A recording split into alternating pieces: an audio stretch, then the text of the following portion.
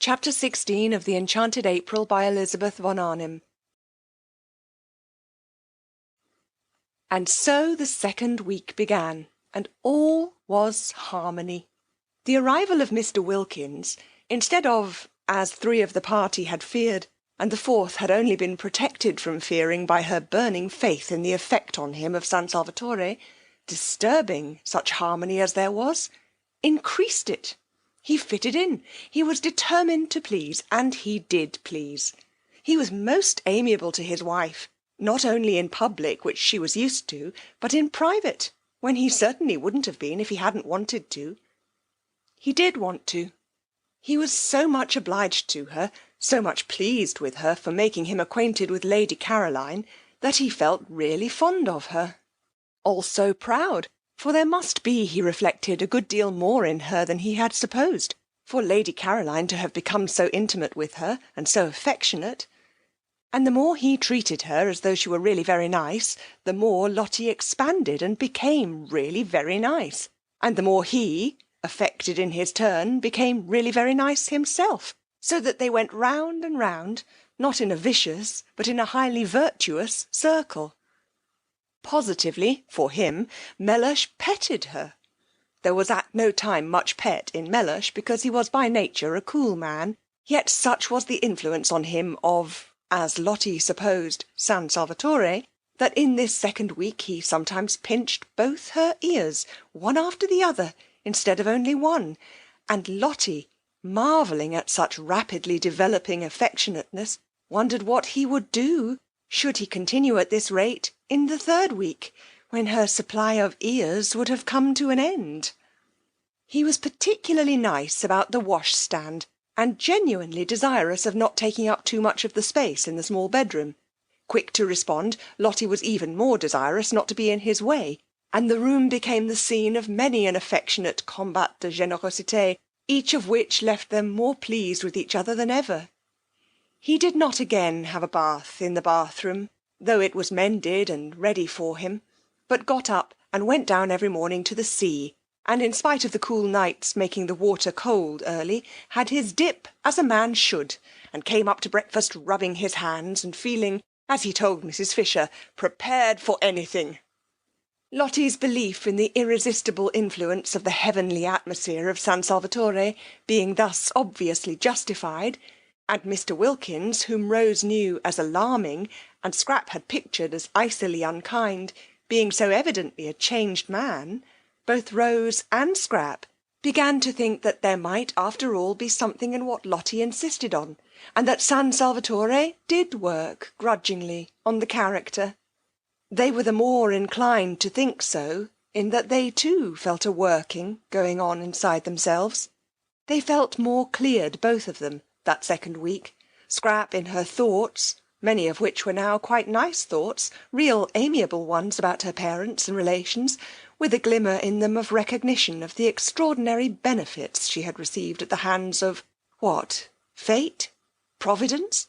Anyhow, of something, and of how, having received them, she had misused them by failing to be happy. And Rose in her bosom, which, though it still yearned to some purpose, for she was reaching the conclusion that merely inactively to yearn was no use at all, and that she must either by some means stop her yearning, or give it at least a chance, remote, but still a chance, of being quieted, by writing to Frederick and asking him to come out. If Mr. Wilkins could be changed, thought Rose, why not Frederick? How wonderful it would be, how too wonderful, if the place worked on him too, and were able to make them even a little understand each other, even a little to be friends. Rose, so far had loosening and disintegration gone on in her character, now was beginning to think her obstinate straight-lacedness about his books and her austere absorption in good works had been foolish, and perhaps even wrong. He was her husband, and she had frightened him away. She had frightened love away, precious love, and that couldn't be good. Was not Lottie right when she said the other day that nothing at all except love mattered? Nothing certainly seemed much use unless it was built up on love, but once frightened away, Could it ever come back? Yes, it might in that beauty. It might in the atmosphere of happiness Lottie and San Salvatore seemed between them to spread round like some divine infection. She had, however, to get him there first, and he certainly couldn't be got there if she didn't write and tell him where she was. She would write. She must write, for if she did there was at least a chance of his coming, and if she didn't there was manifestly none. And then, once here in this loveliness, with everything so soft and kind and sweet all round, it would be easier to tell him, to try and explain, to ask for something different, for at least an attempt at something different in their lives in the future, instead of the blankness of separation, the cold, the cold of nothing at all but the great windiness of faith, the great bleakness of works. Why, one person in the world, one single person belonging to one, of one's very own, to talk to take care of, to love, to be interested in, was worth more than all the speeches on platforms and the compliments of chairmen in the world. It was also worth more, Rose couldn't help it, the thought would come, than all the prayers.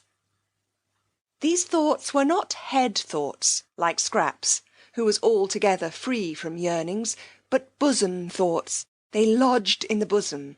It was in the bosom that Rose ached, and felt so dreadfully lonely. And when her courage failed her, as it did on most days, and it seemed impossible to write to Frederick, she would look at Mr. Wilkins and revive. There he was, a changed man. There he was, going into that small, uncomfortable room every night, that room whose proximities had been Lottie's only misgiving, and coming out of it in the morning, and Lottie coming out of it too, both of them as unclouded and as nice to each other as when they went in. And hadn't he, so critical at home, Lottie had told her, of the least thing going wrong, emerged from the Bath catastrophe as untouched in spirit as Shadrach, Meshach, and Abednego were untouched in body when they emerged from the fire? Miracles were happening in this place. If they could happen to Mr. Wilkins, why not to Frederick? She got up quickly. Yes, she would write. She would go and write to him at once. But suppose... She paused. Suppose he didn't answer. Suppose he didn't even answer. And she sat down again to think a little longer. In these hesitations did Rose spend most of the second week. Then there was Mrs. Fisher. Her restlessness increased that second week. It increased to such an extent that she might just as well have not had her private sitting-room after all, for she could no longer sit. Not for 10 minutes together could Mrs. Fisher sit, and added to the restlessness, as the days of the second week proceeded on their way, she had a curious sensation, which worried her, of rising sap.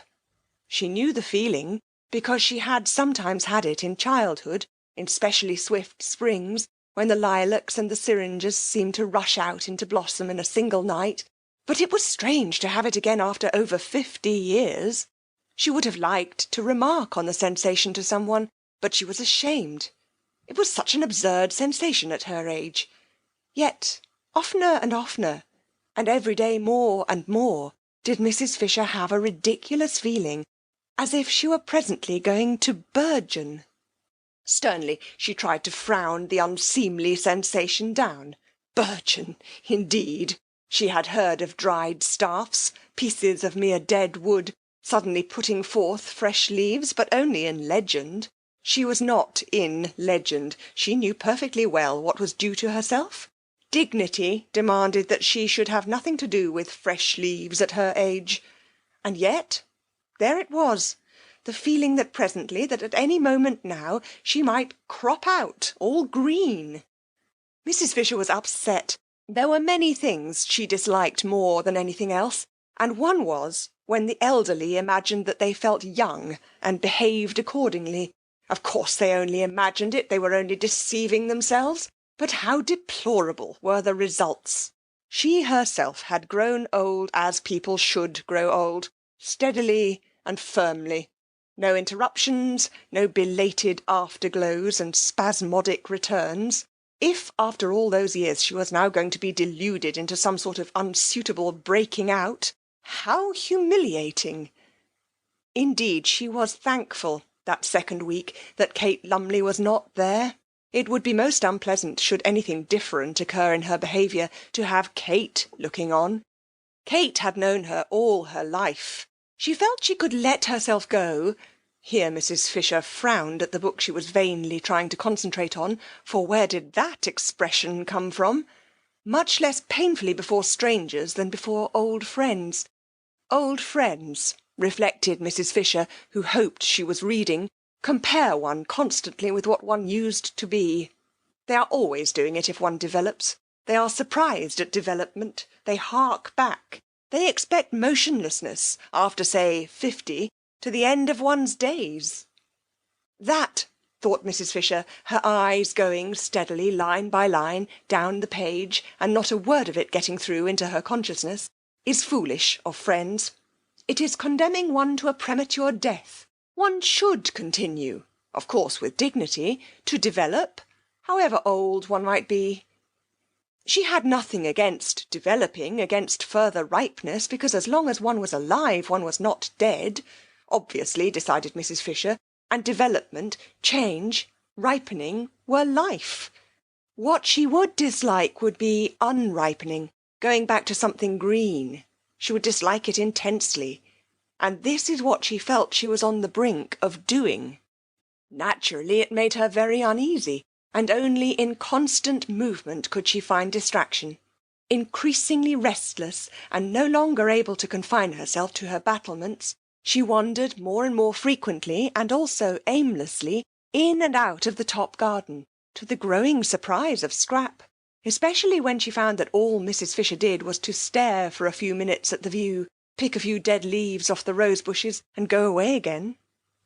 In Mr. Wilkins's conversation she found temporary relief, but though he joined her whenever he could, he was not always there, for he spread his attentions judiciously among the three ladies, and when he was somewhere else she had to face and manage her thoughts as best she could by herself. Perhaps it was the excess of light and colour at San Salvatore, which made every other place seem dark and black, and Prince of Wales Terrace did seem a very dark black spot to have to go back to, a dark narrow street, and her house dark and narrow as the street, with nothing really living or young in it. The goldfish could hardly be called living, or at most not more than half living, and were certainly not young, and except for them there were only the maids, and they were dusty old things. Dusty old things. Mrs. Fisher paused in her thoughts, arrested by the strange expression. Where had it come from? How was it possible for it to come at all? It might have been one of Mrs. Wilkins's in its levity, its almost slang. Perhaps it was one of hers, and she had heard her say it, and unconsciously caught it from her. If so, this was both serious and disgusting. That the foolish creature should penetrate into Mrs. Fisher's very mind, and establish her personality there, the personality which was still, in spite of the harmony apparently existing between her and her intelligent husband, so alien to Mrs. Fisher's own, so far removed from what she understood and liked, and infect her with her undesirable phrases, was most disturbing. Never in her life before had such a sentence come into Mrs. Fisher's head. Never in her life before had she thought of her maids or of anybody else as dusty old things. They were most respectable, neat women, who were allowed the use of the bathroom every Saturday night. Elderly, certainly, but then so was she, so was her house, so was her furniture, so were her goldfish. They were all elderly, as they should be, together. But there was a great difference between being elderly and being a dusty old thing. How true it was, what Ruskin said, that evil communications corrupt good manners. But did Ruskin say it? On second thoughts she was not sure, but it was just the sort of thing he would have said if he had said it, and in any case it was true. Merely hearing Mrs. Wilkins' evil communications at meals, She did not listen, she avoided listening, yet it was evident she had heard. Those communications which, in that they so often were at once vulgar, indelicate, and profane, and always, she was sorry to say, laughed at by Lady Caroline, must be classed as evil, was spoiling her own mental manners. Soon she might not only think, but say. How terrible that would be! If that were the form her breaking out was going to take, the form of unseemly speech, Mrs. Fisher was afraid she would hardly, with any degree of composure, be able to bear it. At this stage Mrs. Fisher wished more than ever that she were able to talk over her strange feelings with someone who would understand. There was, however, no one who would understand, except Mrs. Wilkins herself. She would know at once, Mrs. Fisher was sure, what she felt like. But this was impossible. It would be as abject as begging the very microbe that was infecting one for protection against disease. She continued accordingly to bear her sensations in silence, and was driven by them into that frequent aimless appearing at the top garden, which presently roused even Scrap's attention. Scrap had noticed it, and vaguely wondered at it, for some time before Mr. Wilkins inquired of her one morning, as he arranged her cushions for her. He had established the daily assisting of Lady Caroline into her chair as his special privilege, whether there was anything the matter with Mrs. Fisher. At that moment Mrs. Fisher was standing by the eastern parapet, shading her eyes and carefully scrutinizing the distant white houses of Mezzago. They could see her through the branches of the daphnes. I don't know, said Scrap. She is a lady, I take it, said Mr. Wilkins, who would be unlikely to have anything on her mind. I should imagine so, said Scrap, smiling. If she has, and her restlessness appears to suggest it, I should be more than glad to assist her with advice. I am sure you would be most kind. Of course she has her own legal adviser, but he is not on the spot. I am, and a lawyer on the spot, said Mr. Wilkins, who endeavoured to make his conversation when he talked to Lady Caroline light, aware that one must be light with young ladies, is worth two in... We won't be ordinary and complete the proverb, but say London. You should ask her. Ask her if she needs assistance? Would you advise it? Would it not be a little delicate to touch on such a question?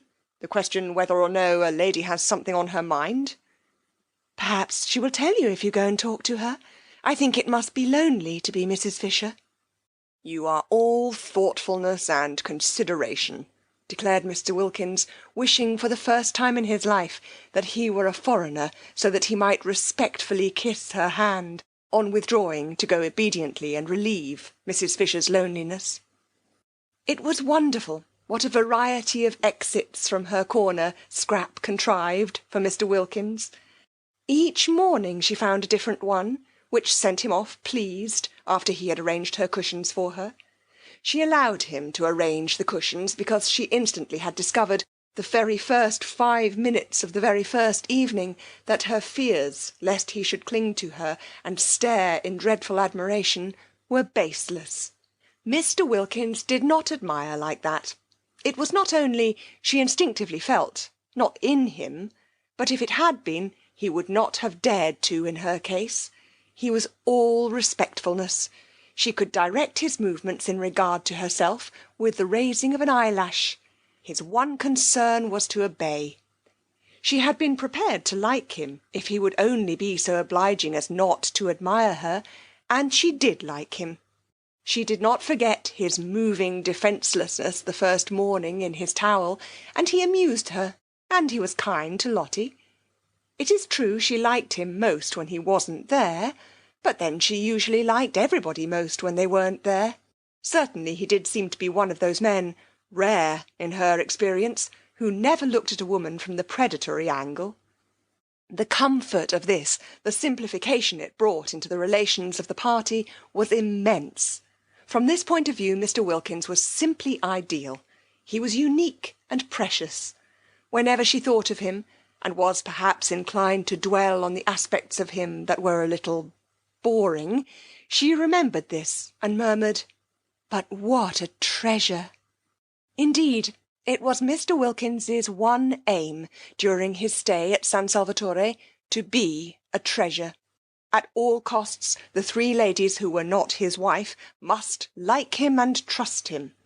Then presently, when trouble arose in their lives, and in what lives did not trouble sooner or later arise, they would recollect how reliable he was, and how sympathetic, and turn to him for advice.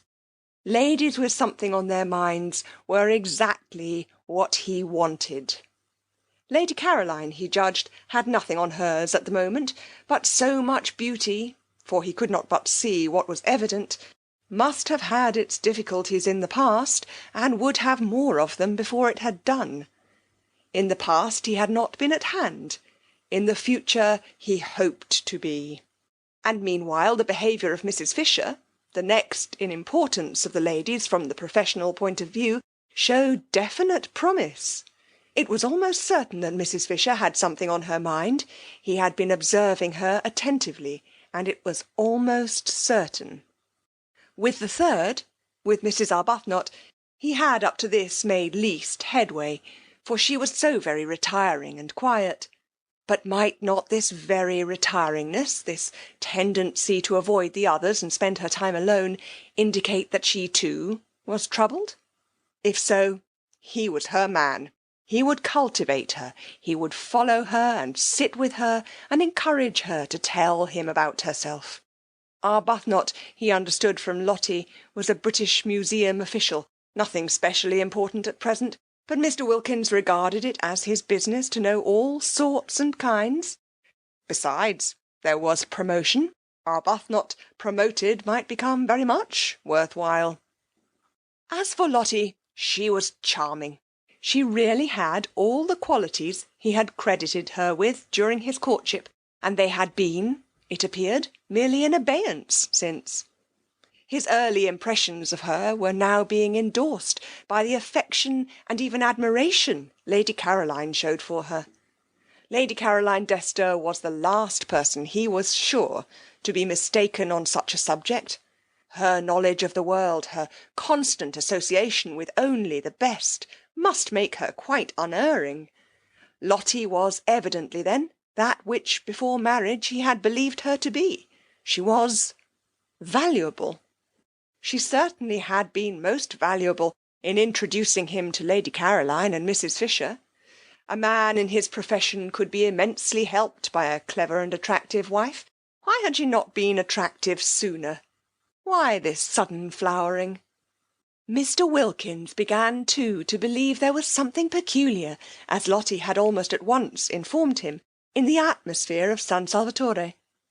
It promoted expansion, it brought out dormant qualities, and feeling more and more pleased, and even charmed by his wife, and very content with the progress he was making with the two others, and hopeful of progress to be made with the retiring third, Mr. Wilkins could not remember ever having had such an agreeable holiday.